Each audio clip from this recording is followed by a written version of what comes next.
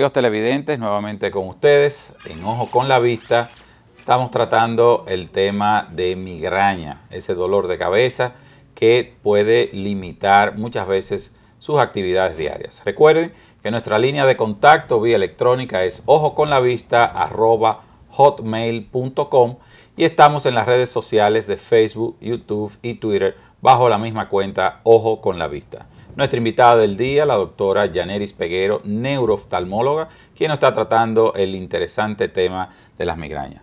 Doctora, ¿cuántos tipos de migrañas pueden existir? Realmente existen varios tipos de migraña, muchos tipos de migraña, pero podemos mencionar como los casos más importantes o los más comunes, dos tipos de migraña. La migraña que conoce casi todas las personas, que es la migraña con aura, que es la migraña clásica. Realmente, aunque es la migraña clásica, no es la más frecuente. La migraña clásica ocurre en un 20% de los pacientes.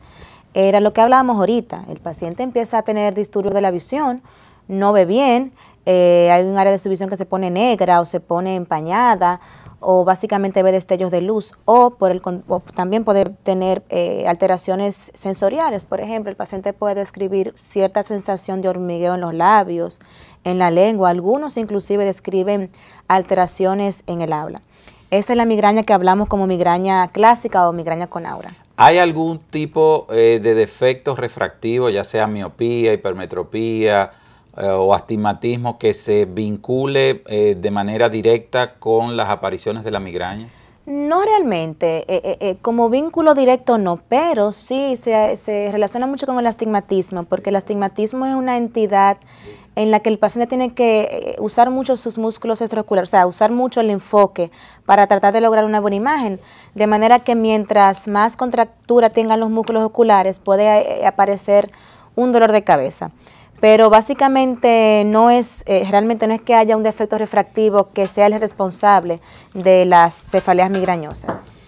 En estos casos, doctora, ¿qué se le explica a ese paciente que debe de hacer o de visitar al oftalmólogo? Al paciente se le explica primero, se le explica bien que la migraña no es una patología que nosotros tenemos que preocuparnos demasiado. O sea, cuando ya sacamos causas, diríamos, como hablamos ahorita, los edemas de nervios ópticos, por ejemplo, el papiledema, la famosa emergencia en neurooftalmología. Si un paciente me llega a la consulta describiéndome que tiene náusea, vómito, dolor de cabeza y que ve doble, yo primero veo el fondo de ojo del paciente, descarto que tenga un problema de nervios ópticos, que tenga un edema de los nervios ópticos, y luego entonces que hago todo, ¿verdad? Que descarto todos los métodos diagnósticos, neuroimágenes y demás. Entonces, cuando no tiene nada de eso, yo le digo que tiene migraña. Y obviamente la interconsulta con un neurólogo es excelente, ellos manejan excelentemente bien la migraña. Entonces, en esos pacientes le explicamos eso, que la migraña no es una patología maligna, que probablemente pase muchos años de su vida con la migraña, que va a ser episódica. Y le explicamos más o menos cómo manejarla, de manera que cuando el paciente tenga el aura migrañosa, entonces empiece a usar sus medicamentos, no cuando se instaure el dolor. ¿Se requieren, doctora, estudios de imágenes para manejar estos pacientes con migraña? Sí, uno le manda al paciente para descartar cualquier otra patología, se le manda, por ejemplo, tomografía de cráneo, a veces resonancia. Le mandamos también analíticas, por ejemplo, tenemos que descartar una arteritis temporal en algunos pacientes, ¿verdad? Un paciente que tiene características ya diferentes, un paciente añoso que de repente me viene a la consulta diciéndome que tiene un dolor importante en el área de la sien, ¿verdad? En el área temporal, que también me dice el paciente que pues tiene sensibilidad aumentada en el cráneo cuando se peina. Entonces a esos pacientes se le manda a hacer analítica especial, analítica para descartar otras causas del dolor de cabeza. Básicamente eso es lo que se... Y pues bien, siempre explicar al paciente ese tipo de cosas, hablar si el paciente tiene antecedentes familiares, yo pienso que eso es muy importante. Y básicamente cuando le mencionaba los tipos de migraña, hay una parte de la migraña que es la migraña común que no tiene aura. O sea, el paciente le da un dolor de cabeza importante, un dolor migrañoso y no tiene esos síntomas que hablamos ahorita de las auras. ¿La clasificación de la migraña va a depender de ese signo que el paciente puede predecir, lo que se define como el aura? Sí, realmente hay varias clasificaciones, pero las más útiles para la vida diaria del médico es basado en si tiene o no tiene aura. De hecho, la migraña, vamos a ver aquí que la migraña con aura, que es la migraña que nosotros llamamos migraña clásica, corresponde al 20% de los pacientes. Sin embargo, la otra migraña, que es la migraña común, que no tiene aura, esa migraña realmente es más común, representa más o menos el 80% de los casos de migraña.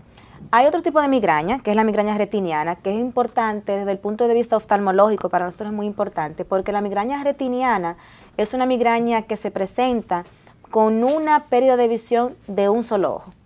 O sea, el paciente llega a la consulta diciendo que hubo un día, estaba en su casa, dejó de ver de un ojo y luego se presentó, antes de una hora, se presentó el dolor migrañoso. ¿Por qué se considera o se define retiniana? Bueno, retiniana porque hay una pérdida de visión monocular, ¿verdad? Y muchas veces hay que descartar causas como, por ejemplo, infartos de la arteria central de la retina y a veces émbolos que vienen de la arteria carotidia, porque la arteria carotidia puede tener placas de ateromas que viajan a través, ¿verdad?, del torrente sanguíneo y se instalan en la retina y en vasos capilares, que son vasos retinianos, que uno habla de vasos retinianos, pero son pequeñitos, o sea que cualquier émbolo diminuto puede obstruir el flujo sanguíneo y pues presentar un oscurecimiento visual.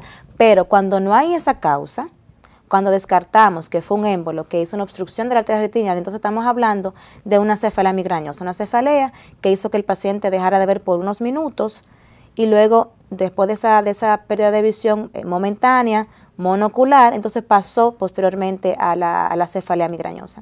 ¿Se consideran emergencias en la oftalmología estos hallazgos de que el paciente llegó con la pérdida de visión de un solo ojo de repente, que yo estaba viendo en la oficina y de repente borré sobre el escritorio un lado? ¿Esto es una emergencia considerada? Sí, es un caso, son casos que ameritan realmente atención, que ameritan estudio.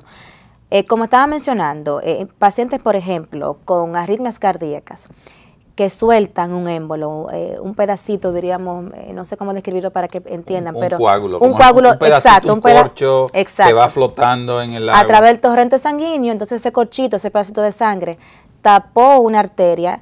Eso es una emergencia, ¿no? Es una emergencia porque puede pasar a la arteria de la retina, pero me puede pasar, ese émbolo puede pasar al cerebro y darme un ACV, lo que llamamos derrame cerebral, pero puede pasar en el corazón. Entonces, cuando llega un paciente, en ese caso, que me está diciendo que no ve de un ojo, que de repente estaba normal en su casa y dejó de ver de un ojo, yo tengo que investigar posibles causas, o sea, tengo que buscar cuál es la etiología de esa pérdida de visión monocular. Inclusive hay, por ejemplo, hemianopsia, o sea, pérdida de visión de una sola parte del campo visual, que son responsables, o sea, que son gracias a un ACV. Paciente que tuvo un infarto cerebral, a veces ni se dan cuenta de lo diminuto que fue el infarto y vienen a consulta porque tuvieron una hemianopsia, porque dejaron de ver una parte de su visión. Entonces uno tiene que estudiarlo más profundamente. Estos dolores de cabeza asociados con esta pérdida de visión pueden dejar algún tipo de lesión en el campo visual o la agudeza visual, valga la redundancia, de nuestros pacientes. Normalmente no. Normalmente no. Si son migrañas, si la causa de esa alteración visual es por la migraña, normalmente no hay una secuela neurológica importante.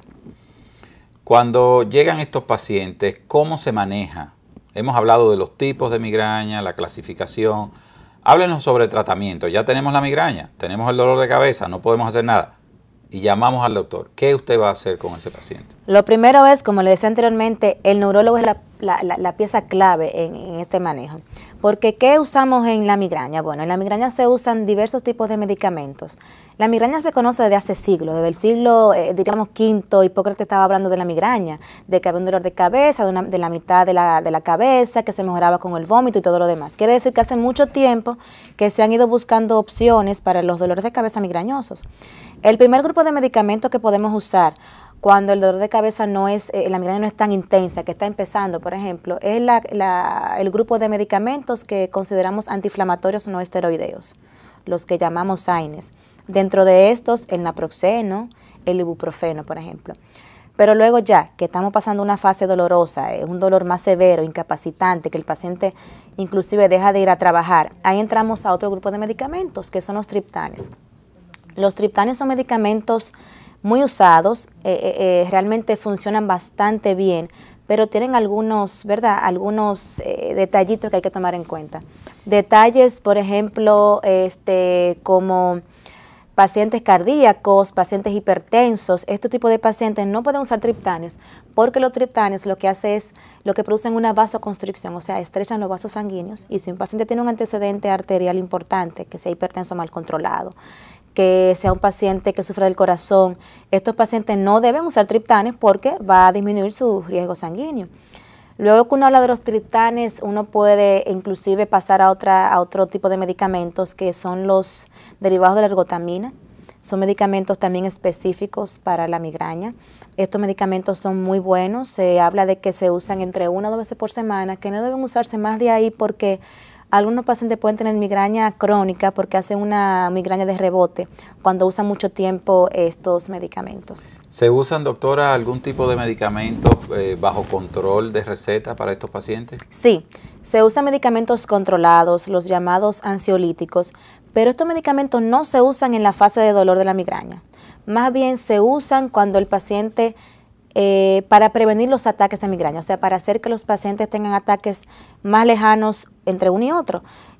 Ansiolíticos, inclusive se usan antidepresivos y también se han usado beta bloqueadores. Ok, excelente, doctora Peguero. Estamos cubriendo todo lo que es el tema de la migraña y su tratamiento. Amigos, vamos a una pausa y en un parpadeo retornamos nuevamente con ustedes.